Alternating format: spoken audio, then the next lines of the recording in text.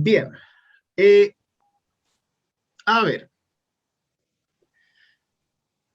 para hoy que vamos a ver, primero saludamos a la Karen. Hoy vamos a ver el Evangelio de Juan. Pero antes de ponernos a leer, quería que hiciéramos un ejercicio en cuanto a la comprensión de lo que son los evangelios en la Biblia, ¿ya? Porque eh, nosotros tenemos tres evangelios que se llaman sinópticos, que se puede hacer una sinopsis, y con ello reconocemos que esos tres evangelios, que son Mateo, Marcos y Lucas, los tres primeros, son muy similares. Cuentan historias en un 80% la misma, pero cada uno la cuenta con distintos matices, lo cual le agrega a la Biblia un concepto muy importante que se llama polisemia, es decir, la multiplicidad de sentidos del texto bíblico. Podemos, por ejemplo, fijarnos en muchos ejemplos, ¿ya? Como la multiplicación de los panes, en donde vamos a ver que en unas faltan cosas, en otras sobran cosas, etcétera. Cambian números, cambian personas, pero el relato tiene un mismo sentido, lo cual significa que cada evangelio tiene una identidad y un mensaje particular dentro del centro de ese mensaje que es Cristo Jesús. De los tres sinópticos que tenemos, los evangelios terminan con el evangelio de Juan, que es un evangelio único. ¿Por qué? Porque el evangelio de Juan sabe, al menos cuando se escribió el evangelio de Juan, que es el más tardío de todos, cerca del año 100 se escribe el evangelio de Juan. Juan sabe que la comunidad de Juan, porque recuerden que los evangelios son escritos por comunidades, no por una persona única, digamos. Y el apóstol Juan no estaba vivo el año 100, tampoco tenía 200 años, digamos. Entonces son las comunidades de los apóstoles las que escriben los evangelios con aquello que recuerdan que los apóstoles les contaron. Son los discípulos de los apóstoles los que escriben los evangelios. Se juntan y se ponen de acuerdo en los relatos. Juan sabe que Mateo, Marcos y Lucas ya están rondando por ahí en el imperio y que los cristianos tienen estos evangelios en forma de cartas. Entonces decide contar otra historia de Jesús, desde un relato mucho más íntimo, por ejemplo, a nivel de diálogo. El Evangelio de Juan está compuesto mayoritariamente por diálogos de Jesús con otras personas. Y esos diálogos están llenos de teología, de sabiduría espiritual, no tanto de consejos morales, sino más bien de cómo vivir la fe para que esa fe te dé vida y vida en abundancia, vida de verdad, y no solamente te diga que es correcto y que no. Esa es la parte fácil. La parte buena, la que necesitamos, es la de obtener vida en Dios gracias a su palabra. Así entonces tenemos los cuatro evangelios, tres que son sinópticos y el evangelio de Juan, que si bien tiene algunos relatos que también aparecen en los otros tres, la gran parte del evangelio de Juan no aparece en los otros tres evangelios. Por eso es un evangelio tan especial, con diálogos largos y teológicos, pero que no son tan difíciles. La gente le tiene más miedo de lo necesario, sino que son profundos, te llegan directo a los huesos, en donde la palabra misma es la carne de cada cuerpo que escucha esa palabra. Por eso, cuando nos acercamos al Evangelio de Juan, nos acercamos a una expresión de fe muy profunda. Ya no importan los detalles de la vida de Jesús, importa el resultado de la vida de Jesús en los cristianos del siglo I y nosotros en el día de hoy. Y esa experiencia es la que tenemos que buscar en la lectura de este evangelio. Por eso,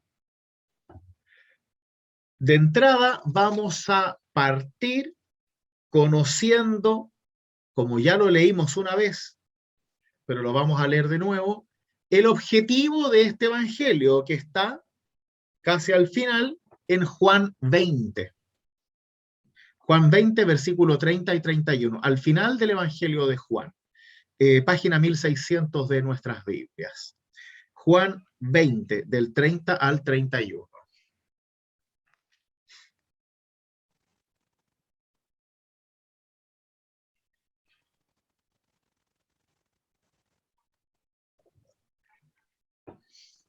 Dice así: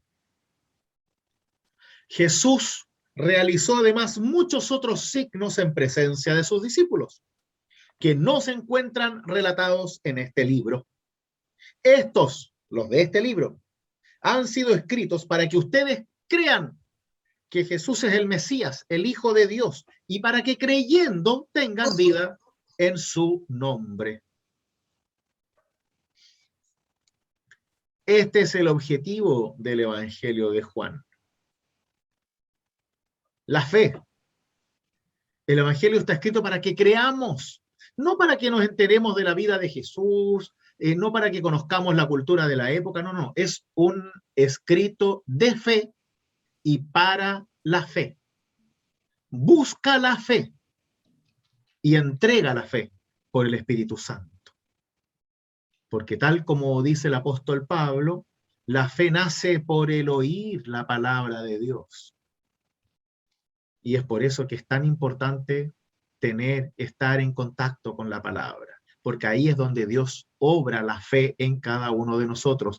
No es arriba del monte al lado del árbol, no, es con la palabra, para que luego, con esa palabra, con la vida en nuestros corazones, podamos saber que ese árbol es creación de Dios, es muestra del amor de Dios, y por eso tenemos que cuidarlo. ¿Mm? Así funcionamos como creyentes. No inventamos la fe en cualquier parte, ni tampoco buscamos razones de fe en otras partes. En la palabra está nuestra fe. Y desde ahí conocemos a Dios por Cristo Jesús. Y por eso la Biblia es tan importante. ¿Por qué? Porque nos muestra a Cristo. La Biblia no es un manual de instrucciones, la Biblia es lo que Cristo nos dejó desde sus apóstoles para que a través de él conozcamos a Dios y recibamos vida. ¿Sí? Ese es nuestro piso. Todo lo que esté afuera de esto poco tiene que ver con nosotros. No es que sea malo, para nada, sino que es un segundo nivel. Si yo quiero hacer yoga, maravilloso. Hago yoga, es bueno, hace bien al cuerpo, pero no es mi religión, etcétera. ¿Mm? Todas las cosas tienen que estar supeditadas a nuestro concepto de Dios, de modo que podamos hacer todo en libertad, reconociendo aquello que es lo que nos muestra a Cristo y lo que no. Por eso los cristianos no tenemos prohibiciones. No tenemos prohibiciones como tenían los judíos, de, no sé, no comer chancho, o cortarse el pelo, o hacerse tatuajes. Porque ninguna de esas cosas nos muestra a Dios, ni nos acerca, ni nos aleja de Dios. Y cuando conocemos su palabra, entonces podemos entender mucho mejor aquello que es Cristo y aquello que no. Y así ponemos cada cosa en su lugar. Y lo que salva va a un lugar y lo que no salva va a otro lugar. Y vivimos abrazados de Dios en la libertad de Dios, para bien. ¿Mm? ¿Estamos de acuerdo? Es. Porque si no estamos de acuerdo, se tienen que ir. Bueno, vamos ahora al primer verso del Evangelio de Juan. Rudy, disculpa, ¿cuál era la página que, no sé, la página? Recién vimos la 1600. La 1600, sí. Y ahora vamos a ver la 1564. Juan 1, versículo 1. Hasta que se me olvidan los números. A ver, ¿cuál es el que vemos ahora? 1564. 1564. 1564. Juan 1:1.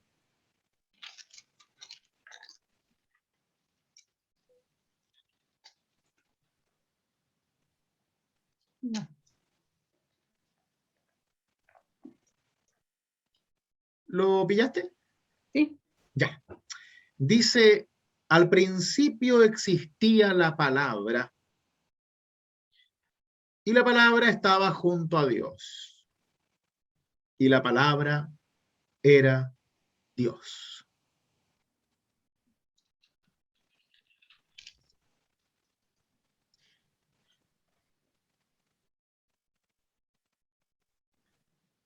¿Les recuerda algo este texto? Sí, de todas maneras. El Génesis el año pasado, que fue maravilloso. Muy bien, Hani. Es que fue maravilloso eso que grabaste el año pasado. Lo he visto varias veces porque me encantó. Qué bueno. Espero volver a hacerlo un día cuando se recuperen mis manos. ¿Mm? Sí, verdad que sí vale la pena porque fue maravilloso. Lo más chistoso de eso es que estábamos estudiando el credo y me enganché tanto yo con eso que ni siquiera pasé de creo en Dios Padre.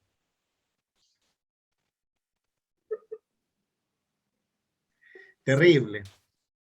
Si al final yo lo disfruto más que ustedes.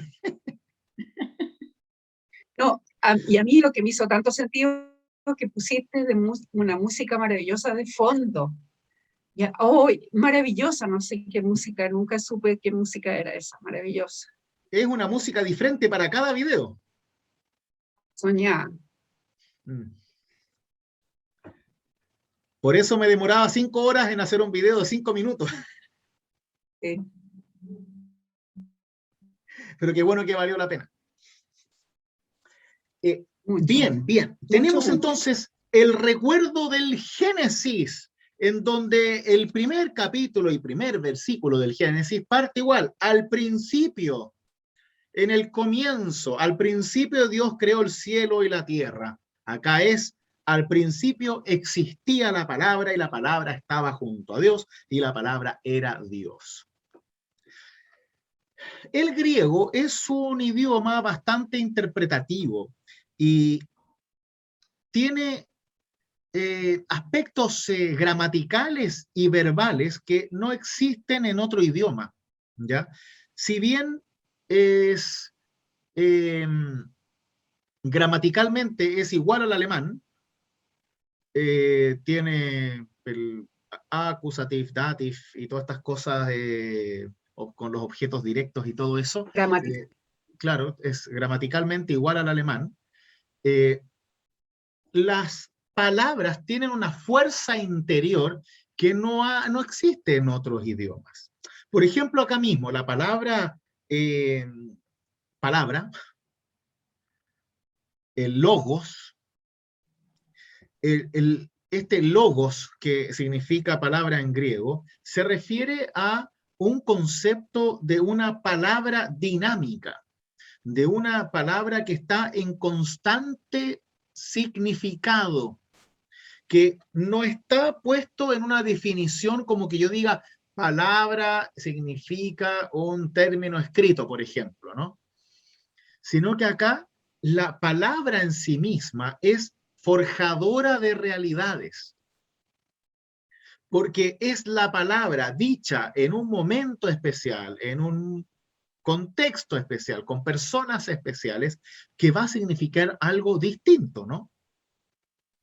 En este caso, el logos comparte el mundo de las ideas griego, en donde hay vida y se comparte esa vida desde las ideas. ¿Por qué? Porque para el mundo griego las ideas son vivas, porque las ideas van cambiando. Ellos creían que literalmente había un mundo de ideas, la filosofía griega, y que los filósofos tenían una entrada a ese cielo de ideas que les permitía descubrir cosas que otros no sabían o que no entendían a través de la palabra.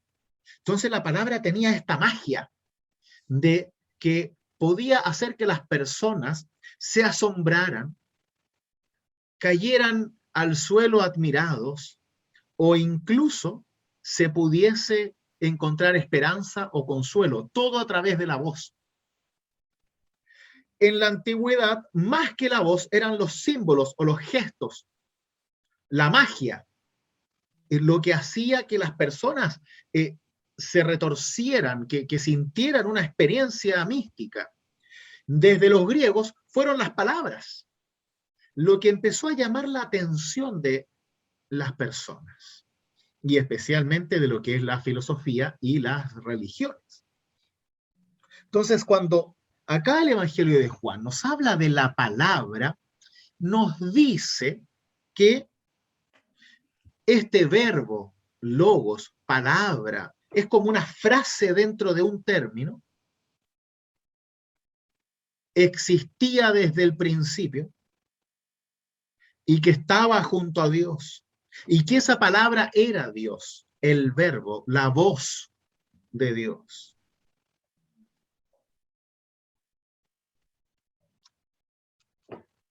¿En dónde está esa voz de Dios en el Génesis?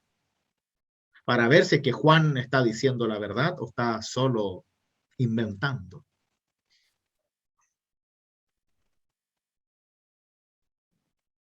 ¿Está o no está ahí en esos primeros versículos de la creación? Está, pero no me acuerdo. Ya en el Antiguo Testamento estaba, pues. Claro. ¿Por qué? Porque al principio dice el Génesis, Dios creó el cielo y la tierra. Dice, la tierra era algo informe y vacío, las tinieblas cubrían el abismo y el soplo de Dios aleteaba sobre las aguas. El soplo de Dios refiere al Espíritu Santo. Entonces Dios dijo que exista la luz. Existe la luz.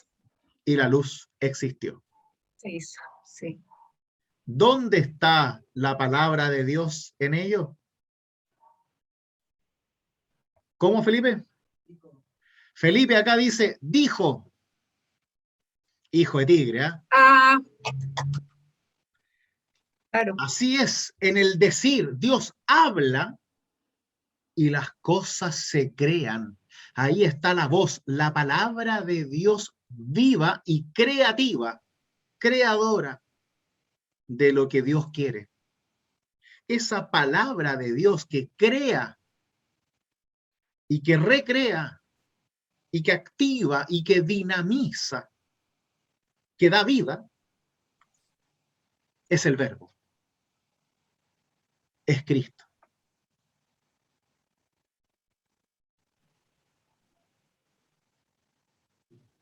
Es lo que existe, es Dios. Así vemos cómo desde el principio, en el Génesis 1, la Trinidad está presente en la acción creativa de Dios. Y al mismo tiempo ahora vemos específicamente en el Evangelio de Juan cómo exalta la figura de Cristo como aquella voz creadora de Dios, como aquella voz vivificadora y salvadora de Dios. Porque la palabra existía desde el principio, porque la palabra estaba junto a Dios creando y la palabra era Dios.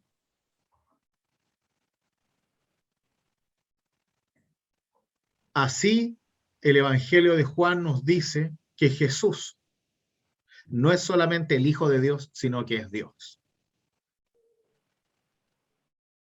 Es lo primero que desea dejar en claro. Por supuesto que esto sigue, ¿no?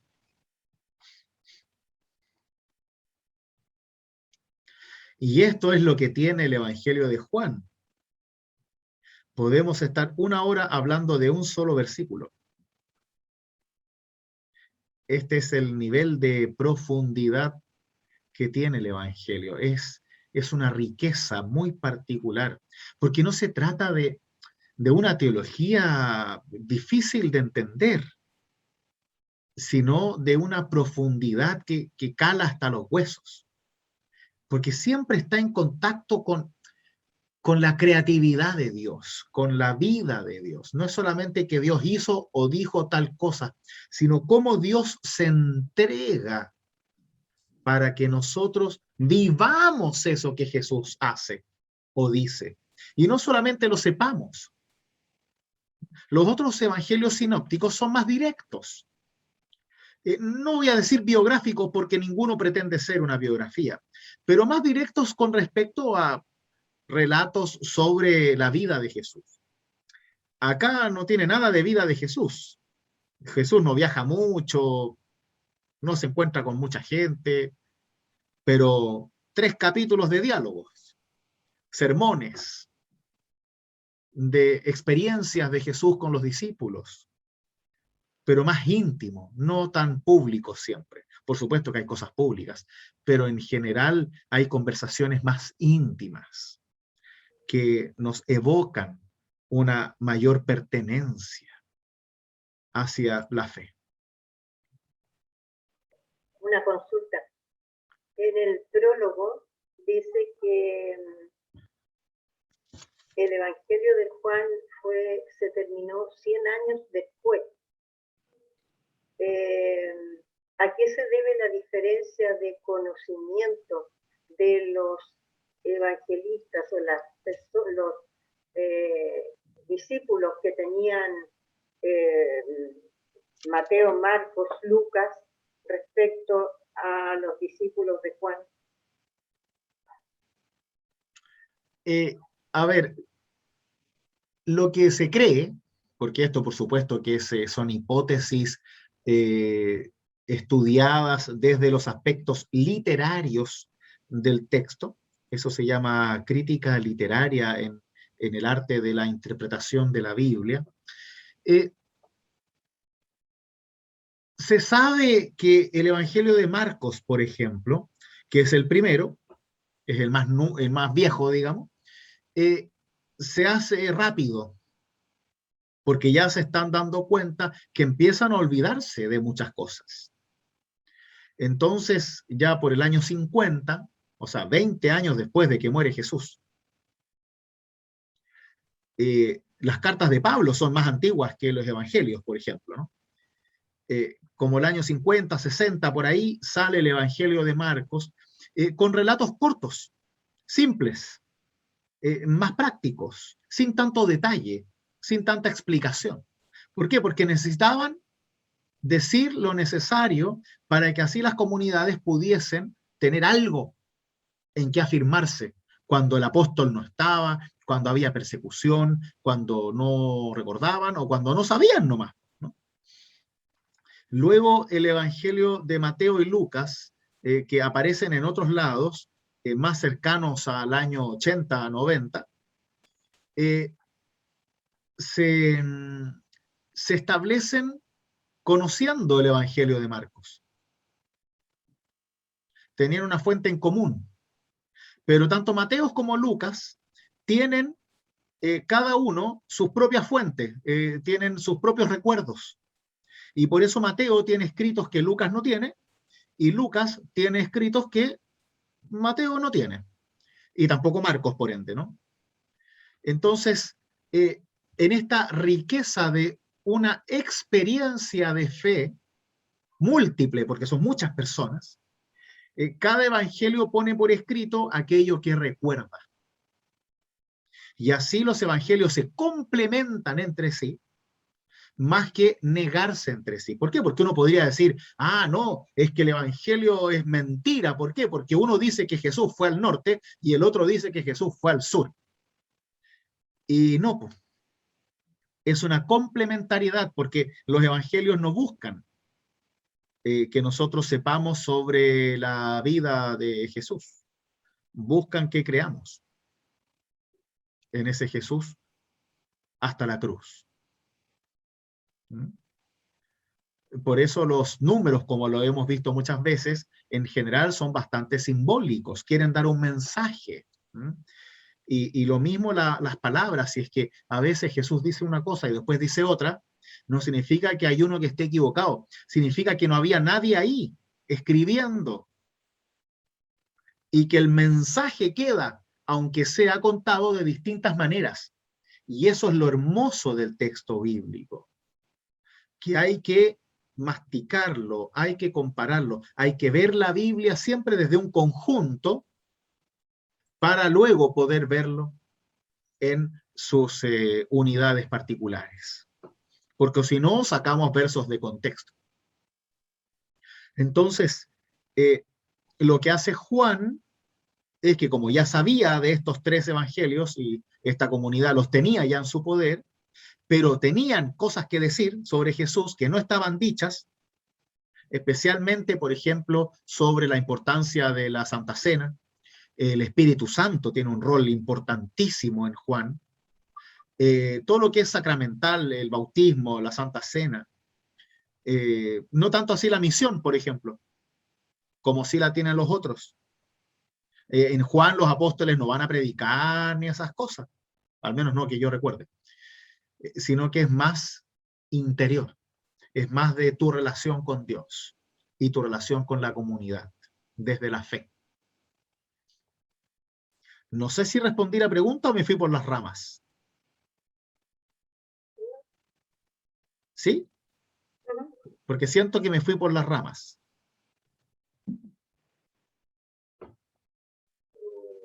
No, Absolutamente entendible, yo lo por lo menos entendí. Ya. Es más espiritual. Yo diría que sí. Filosófico. Yo Más diría que sí. filosófico también. O sea, para mí la palabra correcta, dentro de como yo veo el Evangelio de Juan, porque el Evangelio de Juan es el Evangelio más estudiado, ¿no? Te pueden decir 1000 cosas. Para mí es el más experiencial. Va directo hacia la experiencia de fe.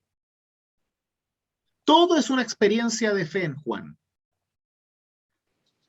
Por ejemplo, lo mismo que leímos en el versículo 1, ¿no? En el principio existía la palabra, ¿no? Este contacto con la palabra de Dios es una experiencia de fe, y para Juan, esta experiencia de fe existe desde el principio de los tiempos, desde la creación del cosmos. Así de profundo es el valor de la palabra que es Cristo para Juan. Y ese es el valor que quiere impregnarnos a nosotros para que esa palabra nos dé vida. ¿Mm? Para mí ese es el tema, es una experiencia de fe radical, transformadora, integral, que inunda, que sobrecoge y sobrepasa toda expectativa. Eso es lo que hace al Evangelio de Juan algo único. Total y absolutamente único.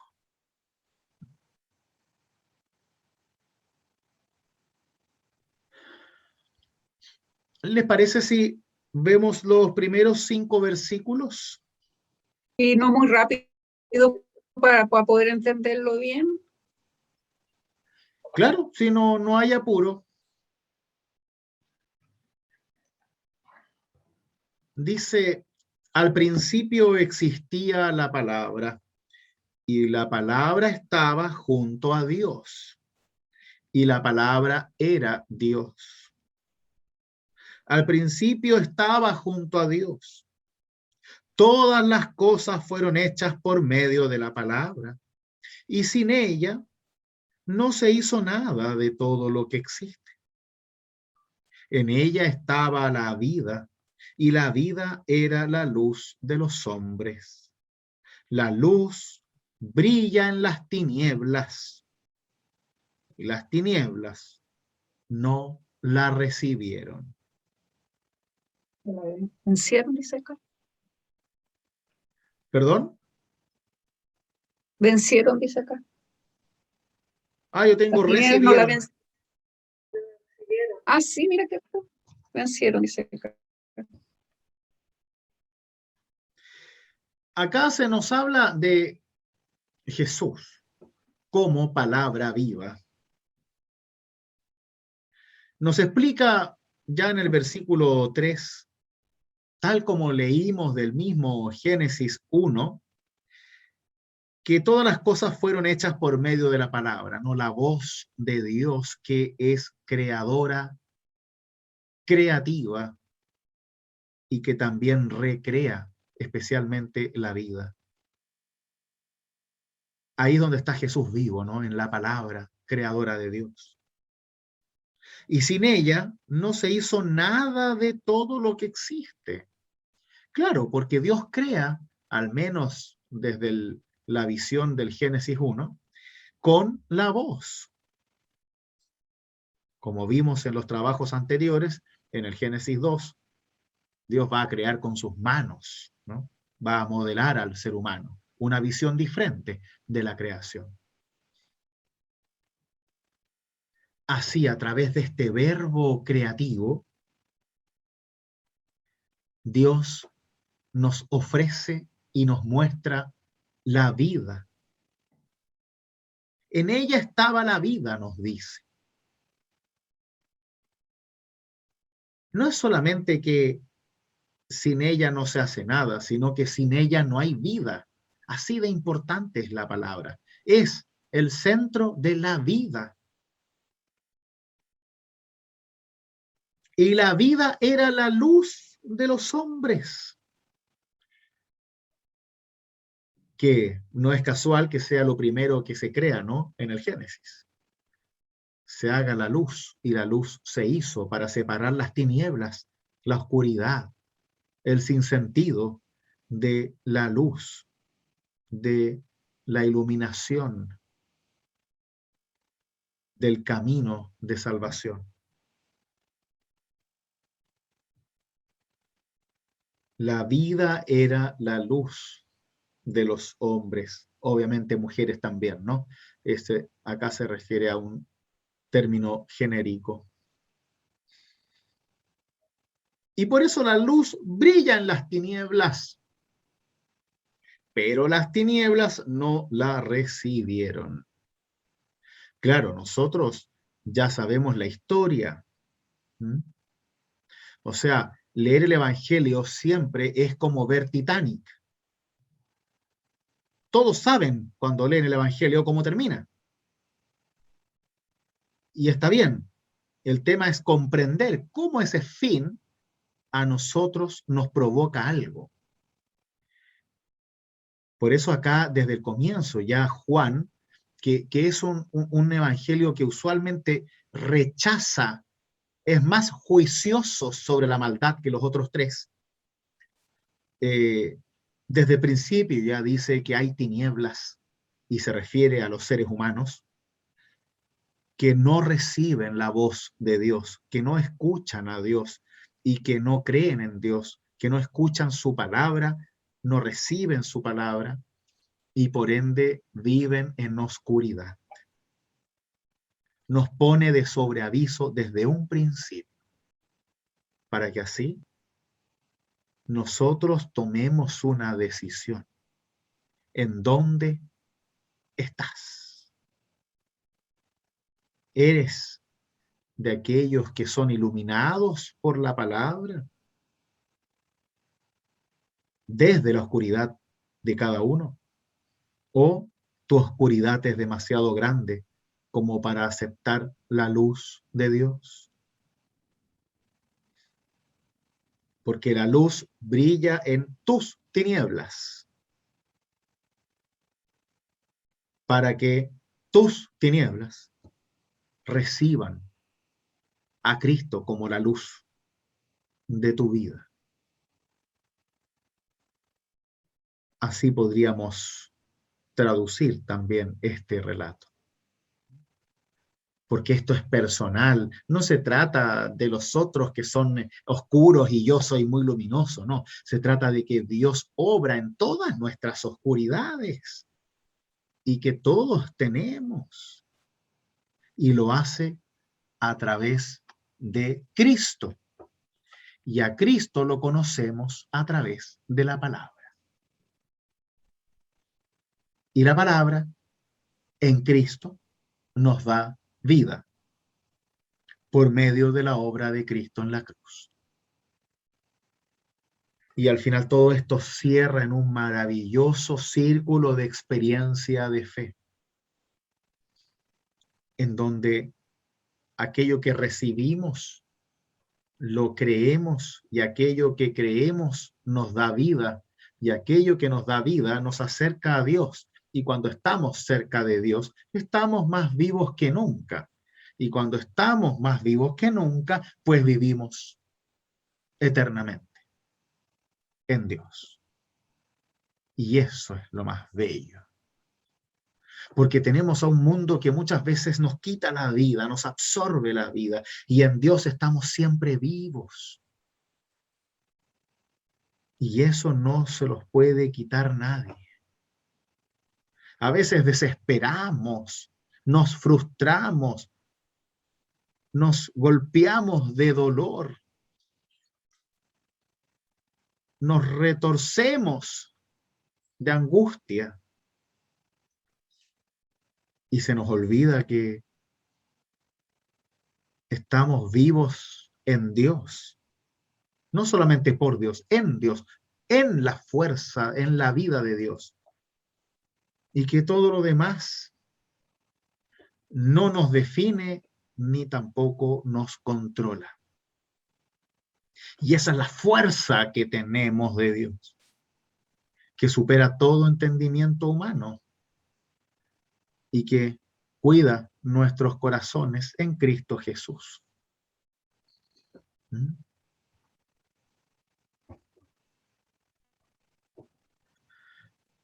Juan quiere que nosotros reaccionemos a la llamada de la fe, y por eso nos habla de la luz y de las tinieblas. No es casual. Es porque sabe que en todos nosotros hay tinieblas. En él también. Y todos necesitamos luz. No luz un día para encandilarnos con fuegos artificiales celestiales, sino luz de verdad para toda la vida, para todas las tinieblas, para todas las tentaciones, para todos los dolores, para todos los tiempos, personas y lugares. Y vaya que necesitamos eso todos los días, ¿o no? Si no, caeríamos probablemente en el orgullo de pensar que no necesitamos de Dios. Y ahí es donde más perdemos. Ahí es donde más nos oscurecemos, cuando intentamos iluminarnos con nuestra propia luz. Y terminamos encandilados cuando nos vemos al espejo. Y luego ya no podemos ver nada más. Por eso es la luz de Dios, la única, que disipa nuestras tinieblas, que nos muestra el camino con todos los sentidos, con todo lo que somos, con toda la historia, con toda la creación. Así nos da vida a través de su palabra.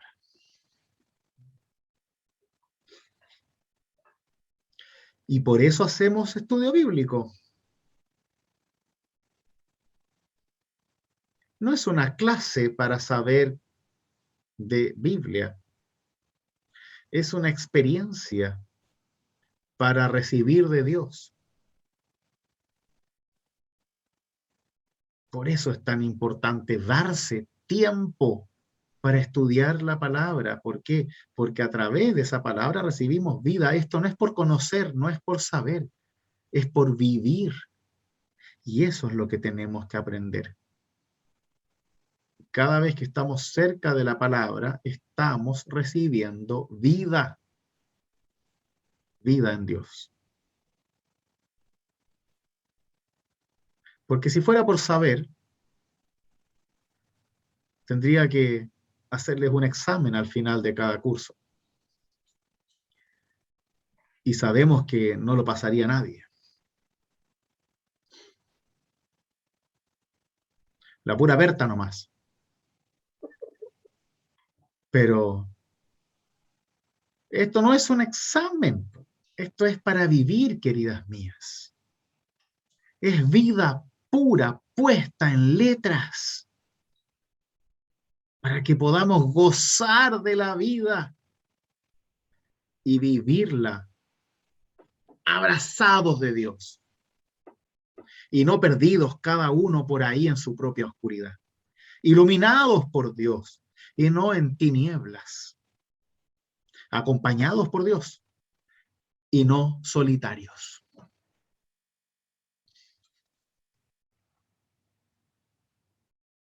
Por eso el Evangelio de Juan es una experiencia, nos plantea siempre una experiencia de fe, una experiencia de vida desde la fe, hacia la fe y para la fe. ¿Lo ven?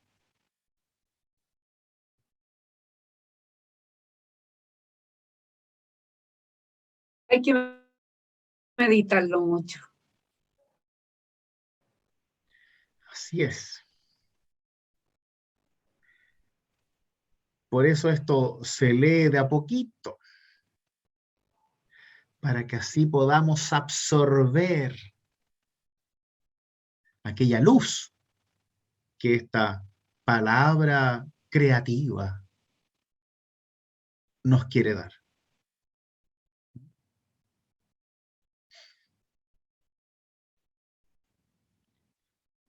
Por eso esto no puede ser agotador, sino que es una constante invitación hacia el deseo de recibir a Dios. Y eso es lo hermoso. Por supuesto que hay textos que son más experienciales que otros, pero el principio marca precisamente este paso en donde Juan nos dice, ojo, que esto no trata de lo que hizo o no hizo Jesús. Esto trata de recibir a Jesús vivo en tu vida. Y siempre tenemos que estar pensando en eso, cómo Dios, no es que me enseña la Biblia hoy, es cómo Dios me da vida hoy a través de su palabra. Y necesitamos desearlo, buscarlo, quererlo, para que así no nos perdamos y andemos en la luz. ¿Les parece? Esto hay que vivirlo con pasión. Sentirlo también. Claro, claro, esto es una emoción. Es una emoción, justamente. No importa si nos acordamos o no en dónde estaba tal o cual cosa o qué dijo Jesús. No, lo importante es que podamos sentir, que se nos ponga la piel de gallina. Sí. Porque ahí hay vida, mucha vida de Dios para nosotros. y está ahí para que la tomemos y seamos más felices que nunca.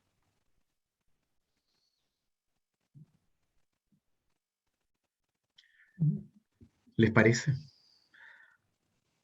Por eso tenemos que estar bien despiertos, atentos a recibir. Que las palabras atraviesen nuestros sentidos para que cada una nos dé un poco de esa vida con la cual Dios crea. Y así nos sintamos realmente vivos.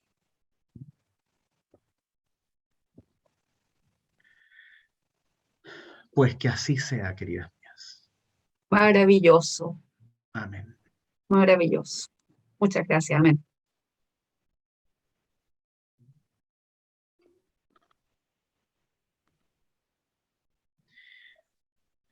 Sigan leyendo, por favor.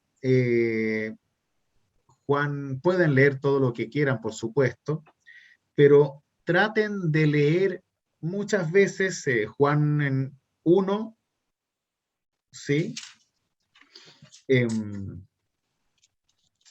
Al menos hasta la parte de Juan Bautista, que es hasta el 34, ¿sí? Juan 1 del 1 al 34. Vayan de a poco, digamos, porque esto trata más que nada de Juan Bautista. Pero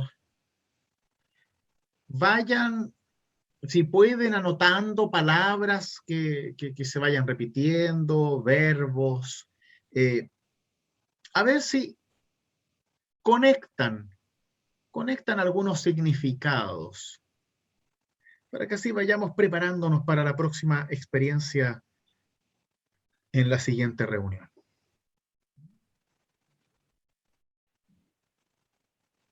Por ejemplo, habla mucho de que se recibe, que no lo reciben, habla mucho de la luz, ¿sí? ¿Quién recibe, quién no lo recibe? ¿Sí?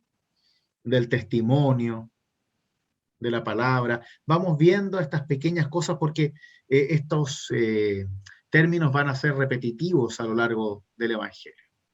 ¿Mm? ¿Les parece? Ok, gracias. Muy bien, gracias a ustedes, queridas mías. ¿Mm?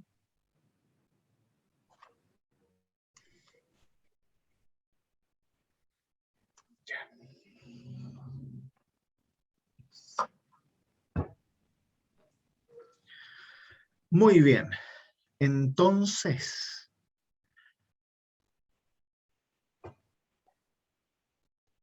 vamos a tener un momento de oración y así nos preparamos para gozar de la vida en Dios luego de esta creativa reunión. Oremos.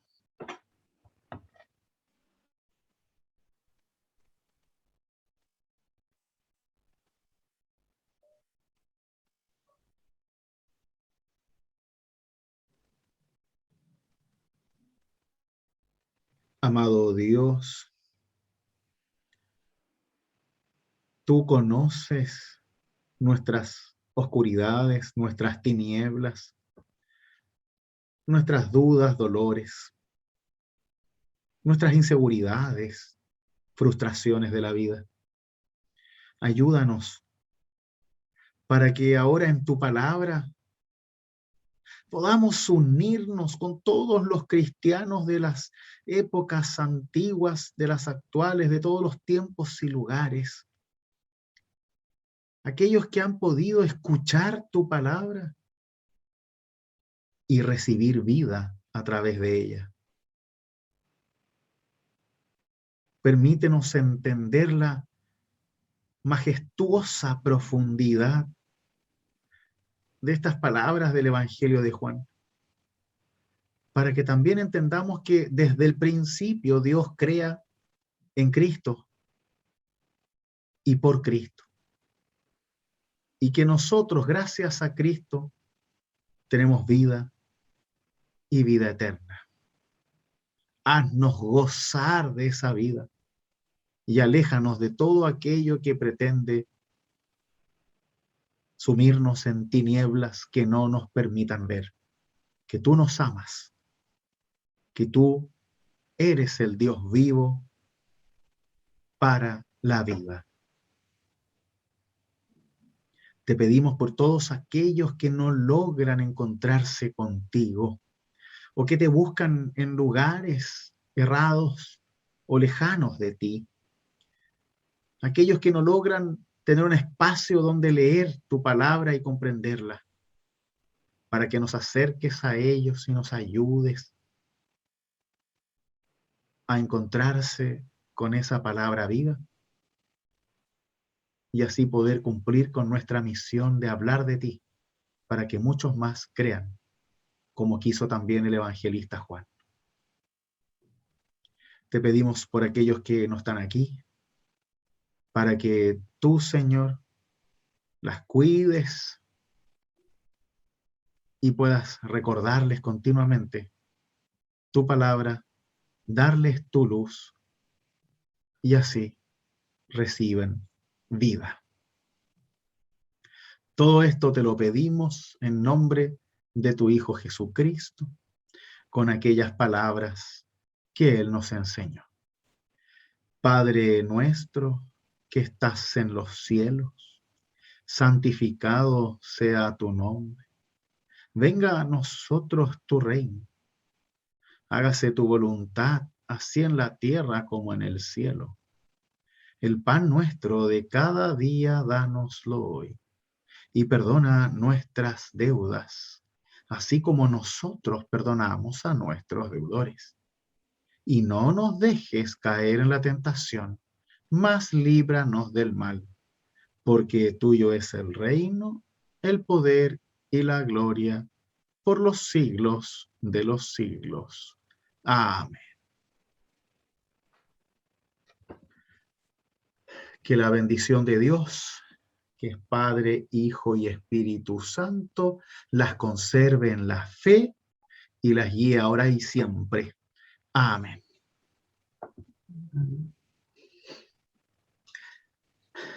Pero sigamos en paz, queridas mías.